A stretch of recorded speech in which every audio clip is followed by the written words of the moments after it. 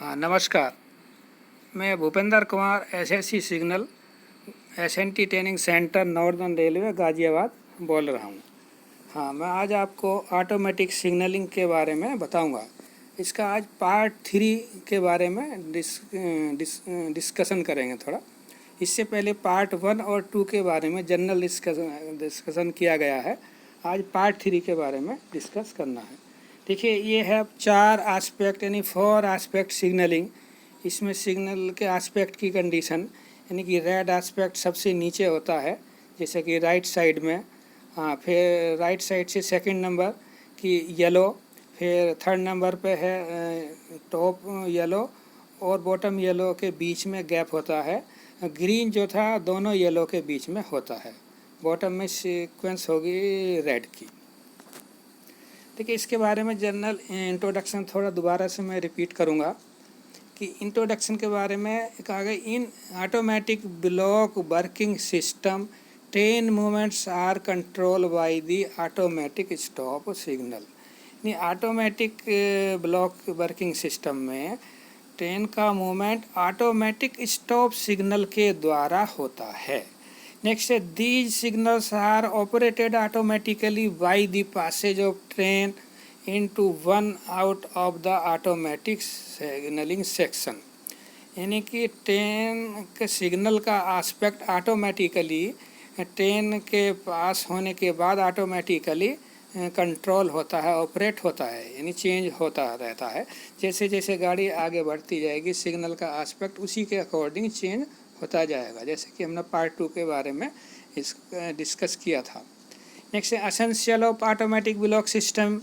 क्या है कि पहली एसेंशियल बताया था जो मोस्ट इम्पोर्टेंट की track line should be circuited complete line and divided into A series of automatically signalling section each which is generated govern by N automatic stop signal. Complete line को छोटे छोटे भागों में आवश्यकता अनुसार बांट दिया जाता है और प्रत्येक भाग में एंट्री होती है एक ऑटोमेटिक स्टॉप सिग्नल के द्वारा।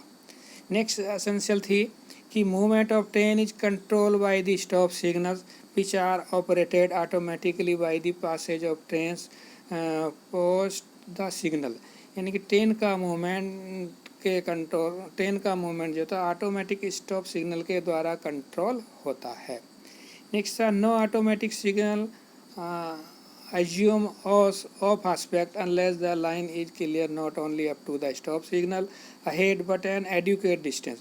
यह ऑफ आस्पेक्ट तब तक एज्यूम नहीं करेगा जब तक कि लाइन केवल अगले सिग्नल तक ही नहीं बल्कि उसके आगे भी एडिक्वेट डिस्टेंस यानी पर्याप्त दूरी तक खाली ना हो। Next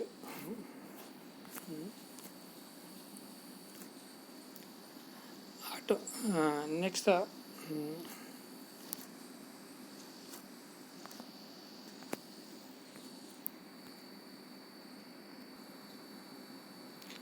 next automatic signaling section is defined as the portion of the running road between any two consecutive automatic stop signals and each of these section is protected by an automatic stop signal।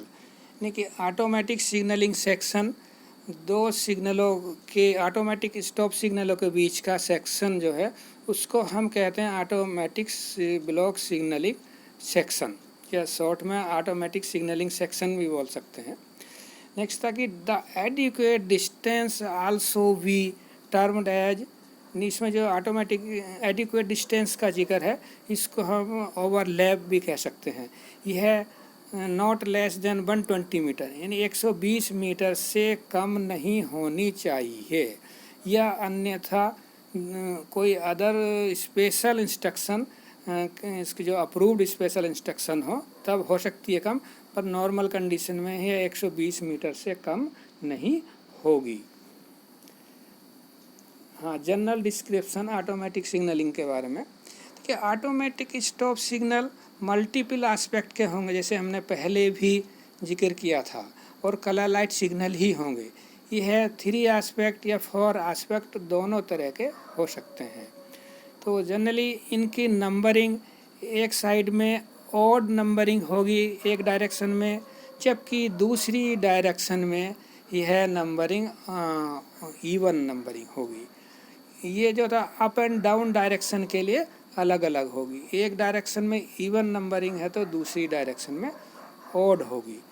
There is an attempt to numbering these signals according to their location with respect to the kilometre, क्योंकि numbering ये जो kilometre mark होते हैं उसके according भी इसमें की जा सकती है। इसमें या टेलीग्राफ पोस्ट हों या इलेक्ट्रिक पोल हों, उसकी नंबरिंग के अकॉर्डिंग को हम इसमें भी इंक्लूड कर सकते हैं। नेक्स्ट हमारे ऑटोमेटिक सिग्नलिंग के बारे में जो बताएंगे, जो सिग्नल आस्पेक्ट कंट्रोल सर्किट है, तो इसके बारे में हम डिस्कस करेंगे कि ऑटोमेटिक सिग्नलिंग में सिग्नल आस्पेक्ट कैसे कंट्रोल किया जाता है। देखिए ये हमारा सिग्नल आस्पेक्ट के लिए 3 आस्पेक्ट कर दिख रहा है। सिग्नल नंबर 1, 3, 5 ये इवन नंबरिंग है। सिग्नल नंबर 1 के आगे एक ट्रैक है 1T, यानी ये कि एडिक्वेट डिस्टेंस ओवरलैप ट्रैक कहलाएगा। इसके आगे है A1T, यानी बर्थिंग ट्रैक कहलाएगा, ये ट्रैक लंबा होगा। फिर 3 नंबर के आगे 3T, ये इसका ओवरलैप ट्रैक।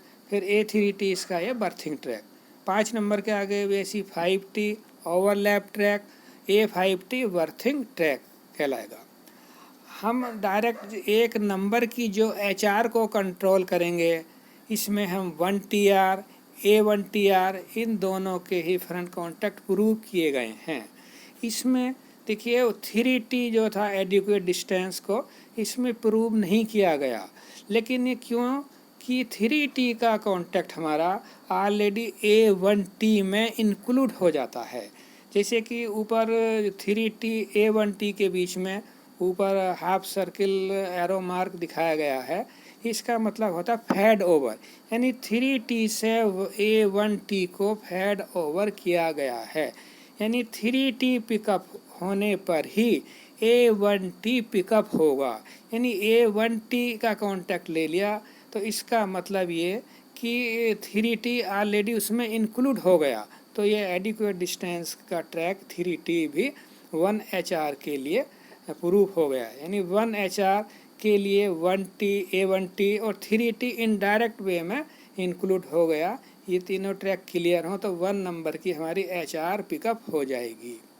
नेक्स्ट था ये DR, 1DR यानी सिग्नल की जो ग्रीन एस्पेक्ट कंट्रोल रिले है, इसको कंट्रोल करने के लिए दिखाया गया है कि 3 नंबर सिग्नल यानी 3HECR पिकअप हो, इसके समानांतर या पैरेलल पाथ में 3DCR का कॉन्टैक्ट दिया गया है।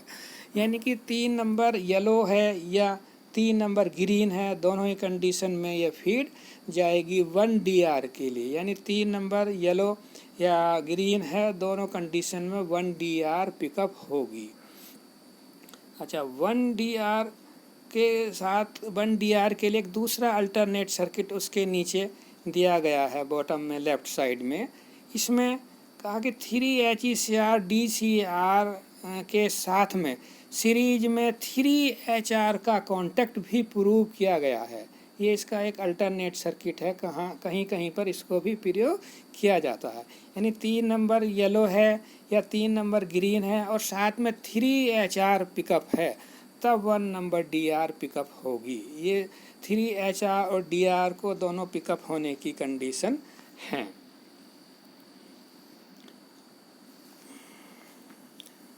नेक्स्ट था सिग्नल एस्पेक्ट, 1 नंबर का सिग्नल एस्पेक्ट कंट्रोल सर्किट, यानी कि 1HR 1DR पिकअप हैं। दोनों के पिकअप होने पर हमारा ग्रीन एस्पेक्ट जलेगा। जैसे सबसे ऊपर वाली लाइन में 1HR पिकअप है लेकिन 1DR ड्रॉप है, तब हमारा येलो एस्पेक्ट जलेगा। अगर 1HR भी ड्रॉप है तो हमारा सिग्नल रेड एस्पेक्ट में जलेगा। कहीं कहीं पर इसका एक अल्टरनेट सर्किट और दिखाया है, यानी कि 1TR A1TR ये दोनों भी ग्रीन में ले लिए हैं। 1DR पिकअप हो तब हमारा ग्रीन जलेगा और DR ड्रॉप है तो येलो, और हमारा 1TR और A1TR ड्रॉप है उसके पैरेलल में तो रेड जलेगा। ये इसका दूसरा अल्टरनेट सर्किट है। नेक्स्ट दो हमारे मुख्य सर्किट जो हमारे ऑटोमेटिक सिग्नलिंग में प्रयोग होते हैं वो हैं एक कैस्केडिंग या कटिंग इन सर्किट, दूसरा एक मुख्य सर्किट है रेड लैंप प्रोटेक्शन। हम पहले कैस्केडिंग या कटिंग इन सर्किट के बारे में डिस्कस करेंगे। What is the cascading circuit?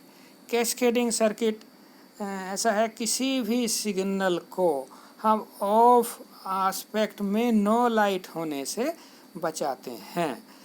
यानी सिग्नल ऑफ आस्पेक्ट में नो लाइट नहीं होना चाहिए, यानी कि किसी सिग्नल का कोई ऑफ आस्पेक्ट अगर नो लाइट हो जाता है तब उससे अधिक प्रतिबंधित आस्पेक्ट यानी मोर रेस्ट्रिक्टिव आस्पेक्ट उसी सिग्नल का जल जाना चाहिए।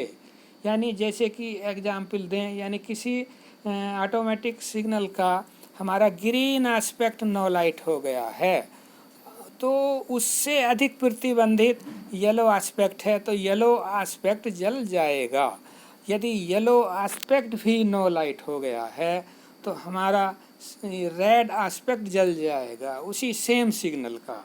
इसी प्रकार हमारी 4 आस्पेक्ट सिग्नलिंग में भी ग्रीन नो लाइट होने पर डबल येलो में नो लाइट होने पर तो येलो नो लाइट होने पर रेड आस्पेक्ट जलता है। ठीक है, ये कैस्केडिंग सर्किट दिखाया गया है। इस सर्किट में दिखाया गया है कि हमारा ऊपर ग्रीन सिग्नल जल रहा है कि 1HR 1DR पिकअप है। हाँ, नीचे वाले सर्किट के बारे में हम बता रहे हैं थोड़ा, ये थोड़ा इजी तरीका है। यानी 1HR पिकअप है, 1DR पिकअप है और DCR सीरीज में है तो हमारा 1DG यानी 1 नंबर ग्रीन जलेगा। उसी के 1DR के पैरेलल से दूसरा पाथ है कि 1DR ड्रॉप है तो येलो जलेगा। हमारा आस्पेक्ट सपोज करो ग्रीन जल रहा था और ग्रीन आस्पेक्ट नो लाइट हो गया तो उस समय उसकी DECR यानी green lamp checking relay drop हो जाएगी, लेकिन DR पिकअप रहेगी। तो 1DR के पैरेलल पास से यानी DCR बैक कॉन्टैक्ट से हाँ येलो के लिए सप्लाई जाएगी। यानी कि 1DR बैक से तो नहीं जाएगी लेकिन 1DCR बैक जो पैरेलल पाथ दिया गया है उससे हमारी येलो के लिए सप्लाई जाएगी, यानी हमारा येलो आस्पेक्ट जल जाएगा। सपोज यानी हमारा येलो आस्पेक्ट भी नो लाइट हो गया, यानी ग्रीन भी नो लाइट हो गया, येलो भी, दोनों नो लाइट हो गए। उस कंडीशन में HR के आर्मेचर से पैरेलल पाथ दिया हुआ है यानी 1 HCR ड्रॉप और 1 DCR ड्रॉप यानी दोनों ECR ड्रॉप हैं, तो उस कंडीशन में हमारी रेड की फीड चल रही है यानी कि रेड आस्पेक्ट हमारा जलेगा, यानी कि ऑफ आस्पेक्ट में नो लाइट नहीं होगा। नेक्स्ट था हमारा कि प्रोटेक्शन फॉर रेड लैम्प। देखिए कैस्केडिंग में केवल ऑफ आस्पेक्ट में नो लाइट होने से बचाया जाता है, लेकिन जब हमारा सिग्नल का रेड आस्पेक्ट नो लाइट हो जाए तो उस समय उस रेड से अधिक प्रतिबंधित आस्पेक्ट कोई नहीं है, तो उस कंडीशन में सिग्नल हमारा ब्लैंक हो जाएगा। तो इस को कंट्रोल करने के लिए हम उससे जो पिछला सिग्नल है यानी रियर सिग्नल के आस्पेक्ट को हम कंट्रोल करेंगे, यानी कि रियर सिग्नल जो है वो रेड हो जाना चाहिए सर्किट के माध्यम से। इसमें रियर सिग्नल कंट्रोल होता है रेड लैम्प प्रोटेक्शन में, जबकि कैस्केडिंग में सेम सिग्नल आस्पेक्ट कंट्रोल होता है। देखिए ये रेड लैम्प प्रोटेक्शन का सर्किट दिया है, इसके फर्स्ट मेथड दिया है। इसमें 2 सिग्नल दिखाए गए हैं कंटिन्यूस, यानी 1 नंबर सिग्नल, उसके आगे 3 नंबर सिग्नल। इसमें 1 नंबर के आगे 1T, फिर A1T उसका बर्थिंग ट्रैक, फिर 3 नंबर के आगे उसका ओवरलैप ट्रैक 3T, फिर 3T के आगे A3T उसका बर्थिंग ट्रैक। यानी A1T ट्रैक की जो फीड है वो कंट्रोल की गई है, 3TR पिकअप हो और उसके साथ सीरीज में कॉन्टैक्ट डाले गए हैं ECR के, लेकिन तीनों ECR के कॉन्टैक्ट आपस में पैरेलल में हैं। यानी 3 नंबर की HECR या DECR या RECR कोई भी अगर पिकअप है, यानी तब ये फीड हमारी A1T को जाएगी। यानी 3 नंबर सिग्नल हमारा या ग्रीन या येलो रेड में जब तीनों कंडीशन में कोई सी भी एक एस्पेक्ट में जल रहा है तब, और 3TR पिकअप है, तभी हमारी सप्लाई A1T को जाती रहेगी। लेकिन मान लीजिए 3 नंबर सिग्नल का रेड एस्पेक्ट नो लाइट हो गया और 3 नंबर की रेड होने की कंडीशन है, तो उस समय 3 RECR ड्रॉप हो जाएगी और A1T ट्रैक फेल हो जाएगा। A1T ट्रैक के फेल होने पर हमारा सिग्नल नंबर 1 रेड होगा, उस समय सिग्नल नंबर 1 को फेल कर दिया जाएगा।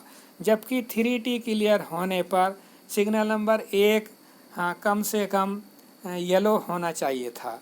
और अगर आगे का सेक्शन खाली है 3 नंबर के, तब तो 3HECR या DCR जलेगी, पिकअप होगी, 3 नंबर या तो येलो में होगा या ग्रीन में, उस समय HECR या DCR पिकअप होगी, तो उस समय नहीं करेगा। लेकिन जब 3 नंबर की रेड की कंडीशन है और नो लाइट हो गया, तब ये 1 नंबर सिग्नल को फेल कर देगा, यानी 1 नंबर सिग्नल रेड हो जाएगा। इसकी सेकंड विधि है 3 नंबर के आगे जो 3TR है, 3TR के पैरेलल में R1 R2 से 3 RECR बैक और A3TR का बैक कॉन्टैक्ट जोड़ दिया। इस कंडीशन में यानी जब A3T फेल है और 3 नंबर हमारा रेड होना चाहिए था, लेकिन 3 नंबर रेड में नो लाइट हो गया, तो 3 RECR का बैक कॉन्टैक्ट मिलेगा, तब 3TR की सप्लाई शॉर्ट हो जाएगी और 3TR फेल हो जाएगी। 3TR के फेल होने पर A1T की सप्लाई फेल हो जाएगी। A1T ट्रैक फेल होने पर सिग्नल नंबर 1 हमारा यानी जो 3 का रियर सिग्नल है वह फेल रहेगा, यानी कि ऑफ नहीं हो सकता। इसका एक थर्ड मेथड और है रेड लैम्प प्रोटेक्शन का। इसमें हमें जो A1T की फीड है, इसमें 3TR और साथ में इसके सीरीज में जुड़ा है 3 RECR का फ्रंट कॉन्टैक्ट और 3 RECR के पैरेलल में है A3TR।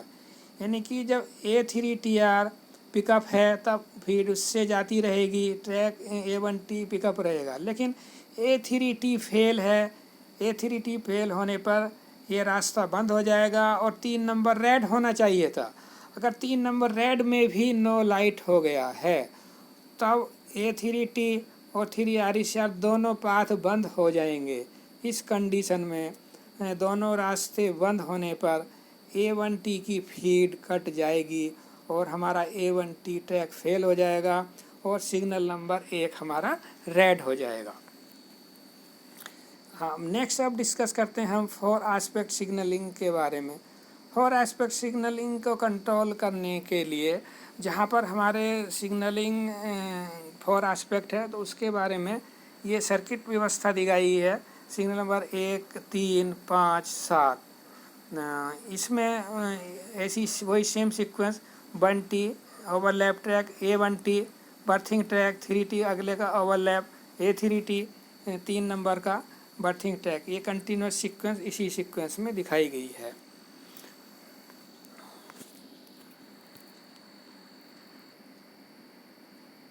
हाँ, नेक्स्ट ये दिखाया गया 4 एस्पेक्ट सिग्नलिंग। 4 एस्पेक्ट सिग्नलिंग में एक रिले HHR और हो जाएगी, 1HR प्लस 1HHR पिकअप है, तो उस समय हमारा टॉप येलो यानी 1HHG जलेगा और उसके DR बैक के पैरेलल में पाथ दिया DR फ्रंट का, यानी DR पिकअप होने पर DCR के साथ DG पिकअप हो जाए, DG जल जाएगा ग्रीन सिग्नल। तो इसमें कैस्केडिंग व्यवस्था दिखाई गई है कि जैसे ग्रीन के लिए 1HR 1HHR और 1DR पिकअप होने पर ग्रीन को सप्लाई जा रही है, ग्रीन नो लाइट होने पर यानी कि टॉप येलो को DR के बैक के पैरेलल में 1 DCR का पाथ दिया गया है, यानी कि टॉप येलो हमारा जल जाएगा।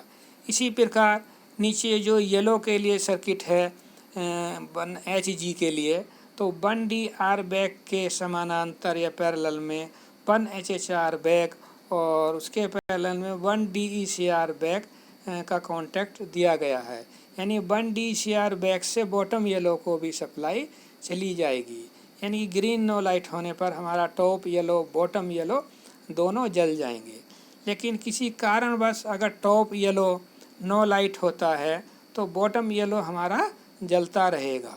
इसके साथ ही अगर हमारा ये दो टॉप येलो बॉटम येलो दोनों नो लाइट हो जाते हैं, तब जो रेड को फीड जाएगी वो 1 HR बैक के पैरेलल में 1 HECR 1 HHECR 1 DCR बैक के प्रूव करते हुए 1 नंबर रेड को फीड जाएगी, यानी 1 नंबर रेड हमारा जल जाएगा।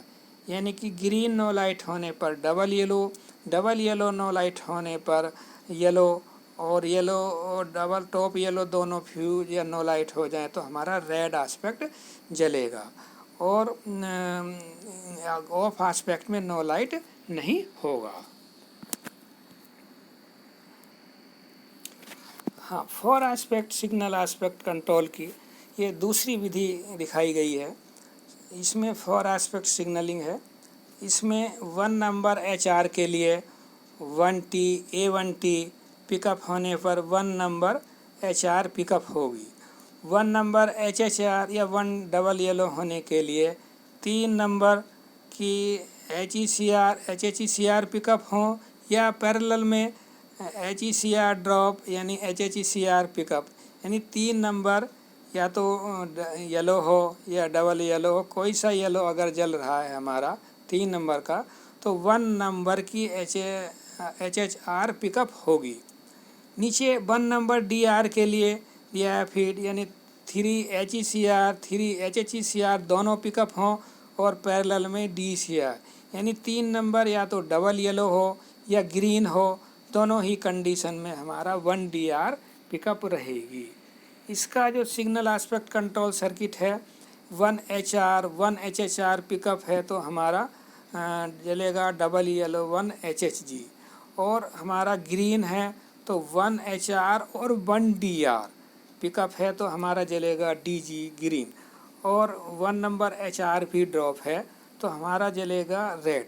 यानी फर्स्ट 4 आस्पेक्ट मेथड में और सेकंड 4 आस्पेक्ट मेथड में सर्किट में ये फ़र्क है कि फर्स्ट मेथड में हमें ग्रीन के लिए HR HHR DR तीनों पिकअप ली थी। इस सेकंड विधि में यानी कि ग्रीन के लिए 1 HR और 1 DR पिकअप लिया है, यानी HHR नहीं लिया। यानी डबल येलो के लिए 1 HR HHR और ग्रीन के लिए 1 HR और प्लस 1 DR, ये डिफरेंस है। उसी के अकॉर्डिंग ये जो कैस्केडिंग सर्किट है इसमें वो चेंज हो जाएगा थोड़ा। इसमें 1 HR और HHR के पैरेलल में 1 DR फ्रंट और 1 DCR बैक, यानी टॉप येलो को फीड जाएगी ग्रीन में नो लाइट होने पर, और 1 DR पिकअप है तो ग्रीन जलेगा। और बॉटम येलो के लिए भी 1 DR के पैरेलल में 1 DECR बैक कॉन्टैक्ट है, यानी कि बॉटम येलो जलेगा।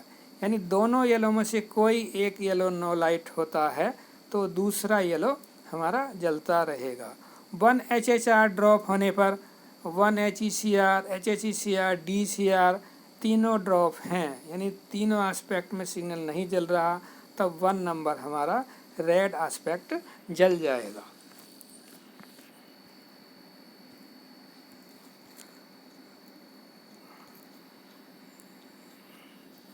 हाँ, थैंक यू।